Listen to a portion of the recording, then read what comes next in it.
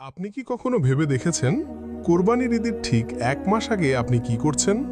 হয়তো অনেকেই বলবেন এখনো তো অনেক সময় আছে, কিন্তু সত্যি বলতে এই 1 মাসই আপনার কোরবানিকে করে তুলতে পারে সবচেয়ে সুন্দর, সবচেয়ে অর্থবহ এবং আল্লাহর কাছে সবচেয়ে প্রিয়।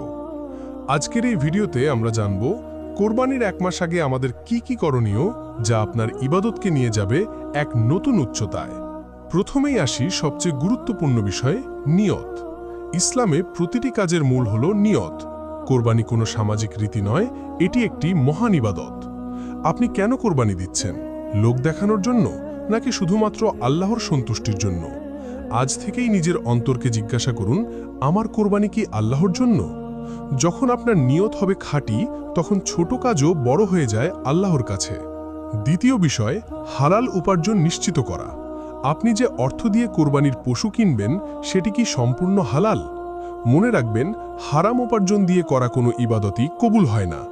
এই 1 মাস সময় আছে নিজেকে যাচাই করার। যদি কোনো সন্দেহজনক আয় থাকে, চেষ্টা করুন তা থেকে বেরিয়ে আসতে। হালাল রিজিকই এনে দেয় প্রকৃত বরকত। তৃতীয় বিষয়, কোরবানির পশু নির্বাচন। অনেকেই শেষ সময় হুড়ুহুড়ি করে পশু কিনে ফেলেন, ফলে ভালো পশু পাওয়া কঠিন হয়ে যায়। কিন্তু আপনি যদি 1 মাস আগে থেকেই পরিকল্পনা করেন, তাহলে সহজেই একটি সুস্থ, সুন্দর এবং শরীয়তসম্মত পশু বেছে নিতে পারবেন। মনে রাখবেন, পশুটি যেন অন্ধ, খোঁড়া, অসুস্থ বা অতিরিক্ত দুর্বল না হয়, কারণ আল্লাহর পথে আমরা সর্বোত্তমটাই দিতে চাই। চতুর্থ বিষয়, জিলহজ মাসের প্রস্তুতি। কোরবানির আসল সময় শুরু হয় জিলহজ মাস থেকে। বিশেষ করে প্রথম 10 দিন অত্যন্ত ফজিলতপূর্ণ। রসুল সাল্লাল্লাহু আলাইহি ওয়াসাল্লাম বলেছেন, এই দিনগুলোর আমল আল্লাহর কাছে সবচেয়ে প্রিয়।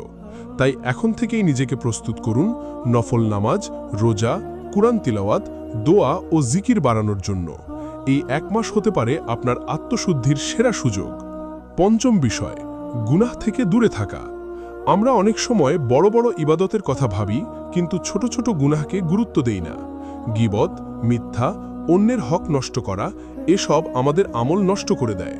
কোরবানির উদ্দেশ্য শুধু পশু জবাহি নয়, বরং নিজের নফসকে কোরবানি করা। তাই এখন থেকেই চেষ্টা করুন নিজেকে পরিশুদ্ধ করার।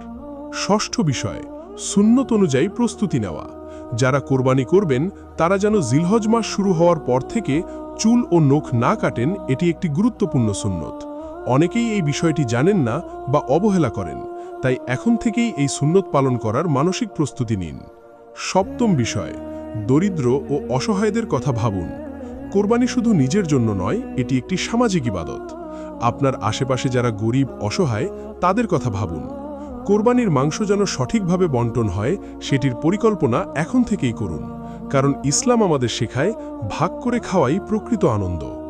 অষ্টম বিষয়, ঋণ ও দায়িত্ব সম্পর্কে সচেতনতা। আপনার যদি ঋণ থাকে, তাহলে সেটি পরিশোধের চেষ্টা করুন, কারণ অন্যের হক আদায় না করে বড় ইবাদত করা ঠিক নয়। এই 1 মাস হতে পারে আপনার জীবনের অনেক বোঝা হালকা করার সময়। সবশেষে একটি গুরুত্বপূর্ণ কথা, আল্লাহ বলেন, তাদের গোশত বা রক্ত আল্লাহর কাছে পৌঁছায় না, বরং পৌঁছায় তোমাদের তাকওয়া। এই আয়াত আমাদের মনে করিয়ে দেয়, কুরবানির আসল উদ্দেশ্য হল তাকওয়া অর্জন করা। আপনি কত বড় পশু কুরবানি দিলেন সেটা গুরুত্বপূর্ণ নয়, গুরুত্বপূর্ণ হল আপনার অন্তরের অবস্থা। তাই আজ থেকেই শুরু করুন নিজেকে প্রস্তুত করা, নিজের নিয়তকে ঠিক করা, নিজের আমলকে সুন্দর করা। আপনি যদি চান আপনার কুরবানি হোক আল্লাহর কাছে কবুলযোগ্য, তাহলে এই প্রস্তুতিগুলো আজ থেকেই শুরু করুন। ভিডিওটি ভালো লাগলে লাইক দিন, শেয়ার করুন আপনার প্রিয়জনদের সাথে এবং এমন আরও ইসলামিক ভিডিও পেতে আমাদের চ্যানেলটি সাবস্ক্রাইব করতে ভুলবেন না।